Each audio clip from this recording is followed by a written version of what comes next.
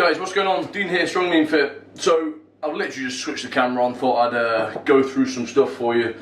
This morning I'm going to go through what vitamins to have, or what in my opinion, are the most powerful vitamins for most people.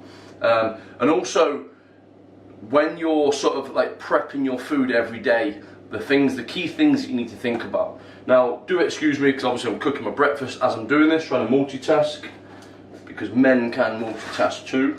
And I've just made my coffee from my Father's Day mug from Nelly. But first, what I'm having for breakfast at the minute, Hex sausages, if you've never had them, these are awesome.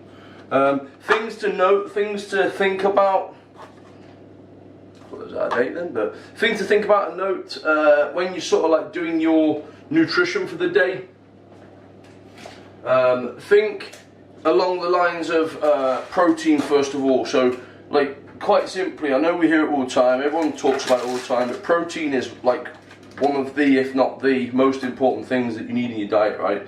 If you've not got enough protein in your diet, let's say you're training hard, if you're with us, you're definitely training hard, and you definitely need enough protein. If you're training hard, ripping your muscles, if you're not having enough protein, you're not going to be repairing it. Pretty simple. People who want to grow muscle, if you're not having enough protein, you're in a worse state because you will literally never grow. I was once a very small boy. I struggled to grow when I was young, and it really put me back actually in regards to sort of like, you know, bodybuilding side of things, because that's what I wanted to do. And I was, you know, real skinny at one point, like most young lads are, and I got to a point where I was seriously thinking, you know, like, am I even going to grow? Which I know it sounds ridiculous and over the top, but it's just the things you think about when you're young and you're looking at all these different bodybuilders that are big. So food is you know, a huge thing you need to focus on. But throughout the day, think about first of all like the protein. So for example, me personally, I have 1 gram of protein per 1 pound of body weight. So I have around 200 sort of grams of protein a day. Now, that's not something that you need to be up as high as that, but it sort of gives a good guideline. It's really, I'd say that's sort of like the lowest you want to be looking at. So, you know, for yourself, work out how much you weigh in pounds, and then obviously you try and work out the difference in comparison to the protein. Remember, that's grams of protein though, so not grams of food. Okay, so for example, I've just put 4 of these sausages in. 2 of them are 19.4, so let's just round up to 20. So 2 of them are 20 grams of protein. So obviously 4 of them is 40 grams of protein. So I've still got to then take into account what the other bits I've got to have for the day. I typically have like 4 bits of meat per day. That sort of gets me up there. I know some people don't like to eat that much meat. I do.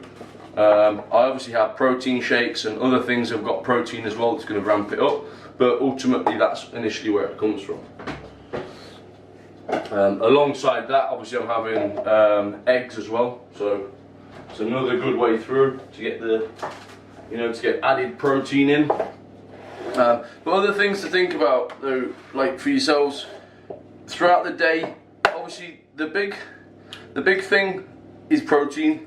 And then the second thing that people sort of struggle with, I think, is the carb side of things. So with carbs, it's always the big question of how much should I have and what type should I have, this, that and the other. Now, quite simply, if you're having enough protein per day and you're having the right amount of protein, if you fluctuate your energy source between carbs and fats, you know, and try and look at how much you're having of each of them, as long as you monitor it and you know that it's the same every day, you will see results. And what I mean by that is, let's say for example, you're going to have 100 grams, just for argument's sake, 100 grams of carbs per day. Now, if you're having 100 grams of carbs per day and you're keeping your protein the same, you're keeping your fats reasonably the same, then ultimately your calories are going to be around the same sort of amount. And this is something that obviously is quite important when you're looking at your, you know, your diet in regards to the calorie side of things, because the calories are the first thing that we say focus on, right? When you're looking at your diet in regards to calories, you need to be looking at making sure that you're eating enough calories to serve your body, and you're not feeling fatigued and lethargic all the time, but you're also not having too many calories that sort of basically storing fat and you'll not be able to burn off. So it's trying to get that balance right. This is why obviously the first thing we say is, yes, train intense, right? Train intense so you can eat more calories, because quite simply, most people overeat, right? So if you overeat, if you can train harder, then you have a reason for having that amount of food, if that makes sense. So that's one way I like to look at it. But also, like, separate from the calorie side of things, if you get a staple amount of protein, i.e. the, you know, 1 gram per 1 pound, and then also look at your carbs and just make sure that you have the same amount of carbs every single day, and then keep your fats the same. So some people like to be more fat heavy, so fat heavy so that their carbs are really low, but you've got to put your fats high so that you're able to have some form of energy source. Your body will use fat or carbs as energy, so you need to allow it to figure out which one you're trying to use. If you're having the same amount of both, sometimes it can be a little bit confusing for the body because it's not using its preferred source. Or more to the point, if you're having quite a lot of carbs and your body uses the carbs, but you're also having quite a lot of fat, then you're having overall probably too many calories. You know, I'm trying to make this as non-scientific as possible, because I want you to think about it in simple terms. If you think about it in simple terms, I want you to try and then not stress about it and think about just, am I having enough protein? What's my carb intake for the day? What's my overall calorie intake for the day? But I think, you know, if you look at it in that respect, you'll see it a lot more powerful, and like I say, try and de-stress on the fact of you know, how we you know, break down nutrition.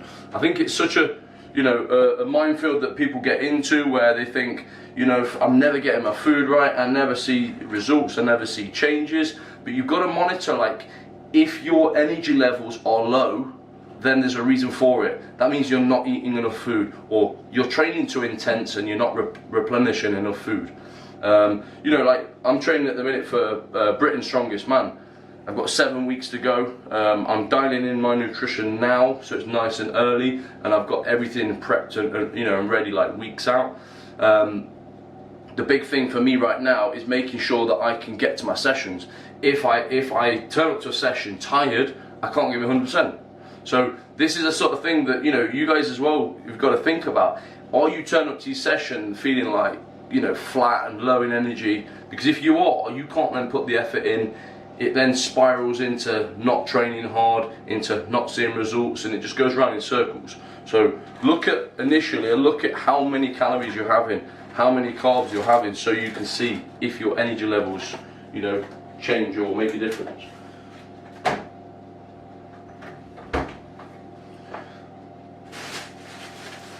So this morning, bit of a random breakfast, but the other thing I'm having is a bagel, cinnamon and raisin bagel. Again, so just looking at things like per bagel, it's 45 grams of carbs. So I'll have one of them. I've got 2 eggs, 2 full eggs, and then obviously my sausages and my coffee, which is now getting cold. So that's what I have for my breakfast. Supplements, guys, so I think it'd be a good thing for me to just voice, or whilst I'm waiting for my sausages to cook. But supplements, do you need them? No. Are they going to benefit you? Yes. You don't need to literally have like 10,000 supplements a day and rattle rather than eat food. I, at the minute, yes, take quite a lot of supplements. I won't go through them all because it would bore you. Plus, a lot of them probably, you know, I can go into depth in another video, but a lot of them are things that are specific to me right now that won't mean anything to you guys. and that's mainly because of the amount of stress that I'm putting my body under. However, let me grab the most important ones.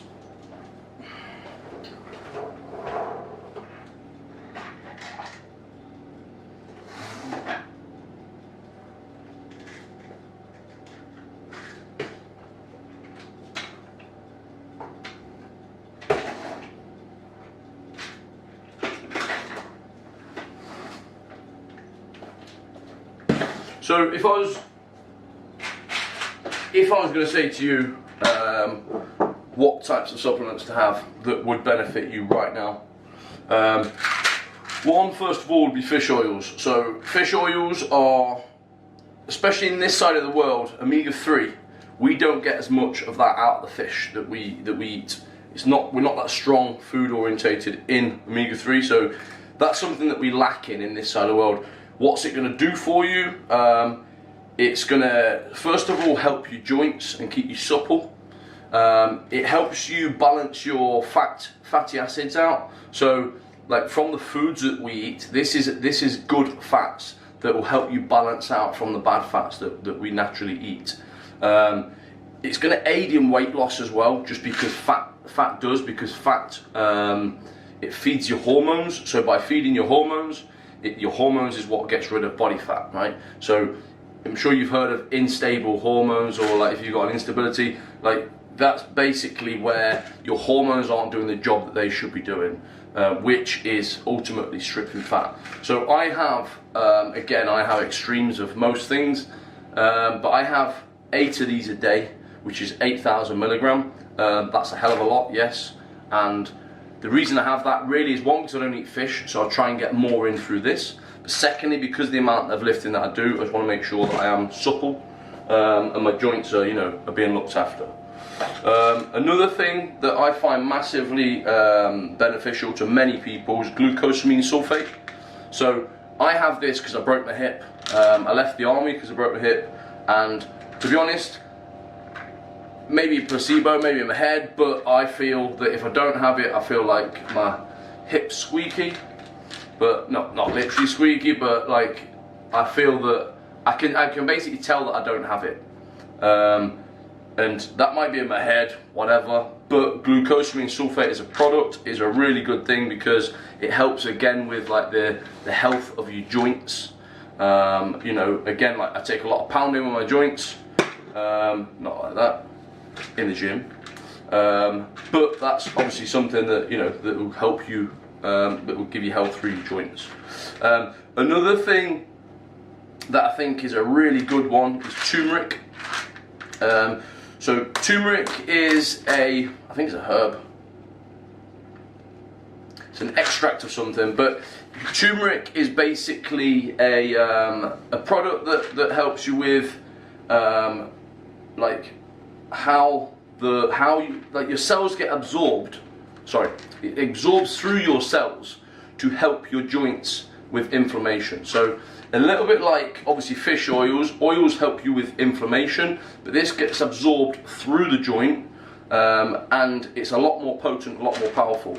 It's something that a while ago when I was quite stressed with work, with training, etc., someone advised me to have it because I was getting a lot of swelling in my joints. So, and it was let's say it was stress in general. Whether you get life stress, whether you get joint stress, training stress, whatever it is, stress is stress to the body. So turmeric is a really good supplement to help you de-stress, if you like, to help the inflammation come down. And then the last two are vitamin D3. This is something, again, it's basically the sun, right? This is the way I look at this. We don't get much sun over this side of the world, so we need to supplement this. Again, I take quite a lot because again, training stress on your body decreases your vitamin D as well. So with this, I have around sort of like 10 IUs a day, which is a lot. You don't really need that much. You can have around 5 sort of IU, 2.5 or 2.5 to 5 IU. But vitamin D is a really good supplement to have. Obviously, we don't have much sun. Then the last one is magnesium glycinate. So magnesium glycinate is a really high strength version of magnesium.